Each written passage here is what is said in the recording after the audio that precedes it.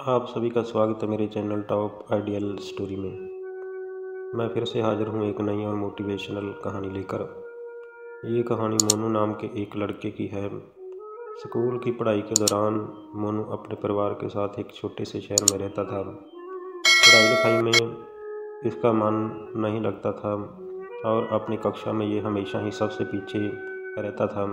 मुश्किल से किसी तरह से पास ही हो पाता था। मोनू की पढ़ाई में कमजोरी से उनके माता पिता भी दुखी रहते थे। पढ़ाई में पिछड़ने का दुख तो मोनू को भी था, परंतु कोशिश करने पर भी पढ़ाई में उसका मन नहीं लगता था। हर तरह से अपेक्षा और तिरस्कार से दुखी होकर अंततः मोनू ने पढ़ाई छोड़ने का मन बना लिया। अभी वह 10वीं कक्षा में था। उसकी पढ़ाई की जो स्थिति थी उससे बोर्ड की परीक्षा में उसे पास करने की उम्मीद लगभग ना के बराबर थी। एक दिन स्कूल में मास्टर जी सभी बच्चों का हौसला बढ़ाने के लिए एक मोटिवेशनल कहानी सुनाने का विचार किया। मास्टर जी ने सभी बच्चों को एक खुले मैदान में बिठाकर बाज की एक तस्वीर दिखाई। मैं आप सभी को बाज की कहानी सुनाऊंगा। मोनू भी निराश मन से मास्टर जी की कुर्सी के पास बैठा था। मास्टर जी ने कहानी सुनाना आरंभ किया। एक बार की बात है कि एक बाज का अंडा एक बत्तख के अंडों के बीच आ गया।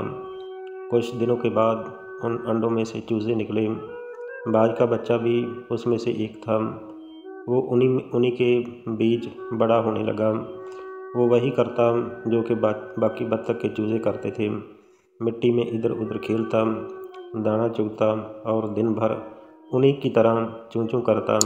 बाकी चूजों की तरह वो भी बस थोड़ा सा ही ऊपर उड़ पाता और पंख फड़फड़ाते हुए नीचे आ जाता।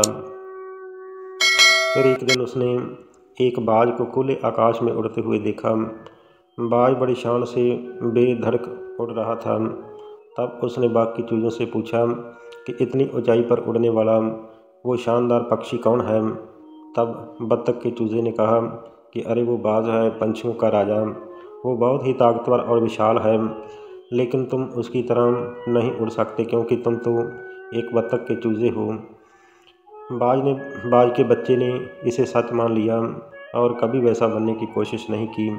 वो जिंदगी भर चूजों की तरह ही रहा और एक दिन बिना ही अपनी असली ताकत पहचाने मर गया। हम में से बहुत से लोग उस बाज की तरह ही अपना असली पोटेंशियल जाने बिना सेकंड क्लास ज़िंदगी जीते रहते हैं और हमारे आसपास की मेडियोक्रिटी हमें भी मेडिक्योर बना देती है। हम ये भूल ही जाते हैं कि हम अपार संभावनाओं से पूर्ण एक प्राणी हैं। हमारे लिए इस दुनिया में कुछ भी असंभव नहीं है, पर फिर भी बस एक सीमित जीवन जीकर हम इतने बड़े मौके को गंवा देते हैं। आप उन बत्तख के चूज़ों की तरह मत बनिए। अपने आप पर, अपनी काबिलियत पर भरोसा कीजिए। ऊंचाइयों पर उड़कर दिखाइए, क्योंकि यही आपकी वास्तविकता है। मास्टर जी का एक एक शब्द को मंत्रमुग्ध होकर मोनू सुन रहा था। मोनू का नया जन्म हो चुका था। कुछ समय पहले तक जिस मोनू की आंखों से निराशा के भाव झलक रहे थे, अब उसकी आंखों में चमक थी।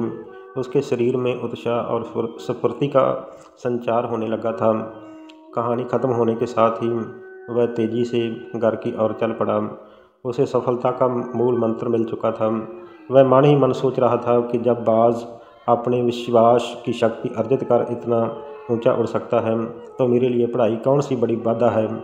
उसी दिन से मोनू ने प्रण कर लिया कि वह ध्यान लगाकर खूब पढ़ेगा और सफलता अवश्य प्राप्त करेगा। उसकी मेहनत रंग लाई। अपनी कक्षा में सबसे पीछे रहने वाला छात्र मोनू 10वीं की बोर्ड परीक्षा में सबसे अव्वल आया।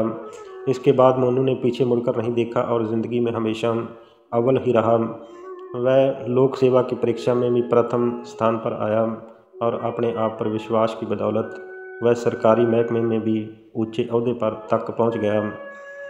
विश्वास की शक्ति को साबित करने के लिए मोनू का जीवन तो बस एक उदाहरण है। हर एक सफल व्यक्ति के पीछे उस व्यक्ति का विश्वास और कुछ कर गुजरने के जज्बे का मुख्य योगदान होता है। जब किसी व्यक्ति में विश्वास का संचार होता है तो उसमें शक्ति अपने आप संचारित होने लगती है।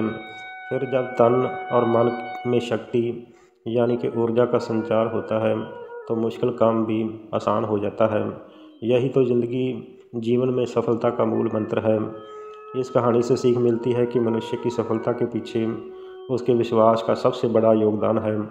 ये सही भी है, क्योंकि हमारे आसपास ही कई ऐसे सफल लोगों के उदाहरण मिल जाएंगे जिन्होंने अपने विश्वास और दृढ़ इच्छा शक्ति की बदौलत सफलता के कदम चूमे हैं। प्यारे दोस्तों, ये कहानी आपको कैसी लगी? कमेंट बॉक्स में प्यारा सा कमेंट करके इस कहानी के बारे में अपनी राय ज़रूर बताना। अगर ये कहानी आपको पसंद आई हो तो कृपया मेरे चैनल को लाइक, शेयर और सब्सक्राइब ज़रूर कर देना। आप सभी का बहुत बहुत धन्यवाद।